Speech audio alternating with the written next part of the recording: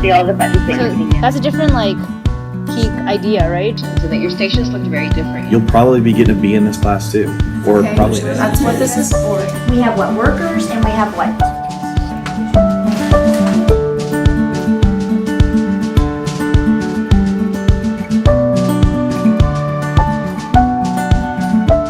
The question for me sometimes is, are we preparing the right kind of educational leader? Because sometimes colleges of ed, they're immersed in the higher ed culture, and they almost forget the context that they're in. You know, they really are about trying to be the leader within the field of education to bring innovation and promote the success of, you know, K-12. But that's not been the case, and there's actually a really strong critique against colleges of ed for that. Our first early experience, especially with personalized learning, started in Dallas. We started speaking about a certification program in English, and about 18 seconds into the presentation he stopped us and he said, "I'm not interested in that, but what we really need help is with personalized learning." And so that was one of my first experiences of really trying to tailor what you do to meet the needs of the district. That was the starting point, but then Dallas ISD is thinking about expanding their personalized learning, and they're looking for teachers who have that capacity. In most teacher prep programs, they don't prepare teachers for that. They're preparing them for a more traditional model of, you know, kind of a stand and deliver 30 kids in the classroom, a very teacher-directed model. And we wanted something that kind of took that conceptual and brought it down to a more applied framework. So what would it look like? What would teachers look like if they were doing some aspect of personalized learning in a very effective way? One of the problems of some focuses on blended and personalized learning is if it becomes a focus on questions of technology. If it's just throw another iPad at the kids or try and make room for more time to be in front of a computer, I think that misses the point of personalized and blended learning.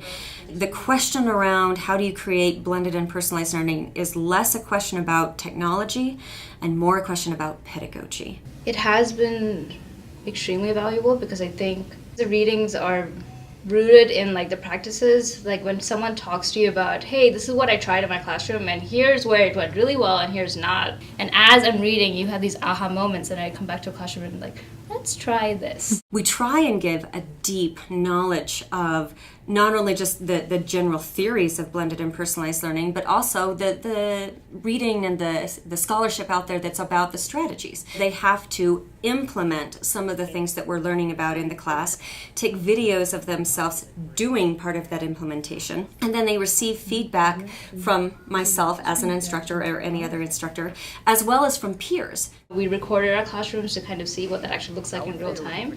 And then even it didn't matter if they were elementary or middle school or high school, we could learn from each person. You can see that personalized learning works across each and every content and grade level, which is really cool. But I don't think I would have had the immediacy of the results or being able to try things out and implement them the same day, the same week as what we had talked about or looked at in class. It was always great for giving me ideas and inspiration to kind of refresh me when I was at a low point.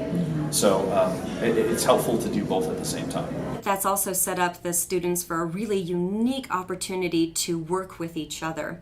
Not only as they look at each other's videos and give feedback, but in our courses they're online, but they're synchronous. It's been fascinating to hear them speak to each other about what they're doing. That has been one of the most valuable components of this program. It's not just what I can bring as an instructor. It's sitting together with people in a different school and saying, here's a problem I have. It was nice to sit down virtually with people from different ISDs and see what do they do with data, and then come in from our perspective and see, okay, what do we test with? You basically create a space where you can go and log in and you can see how they're designing their rooms differently, how they're doing one-on-one interviews, how they're doing goal setting. It helps you as a teacher to be able to be visiting 40 other colleagues' classrooms, but you're doing it on your own time.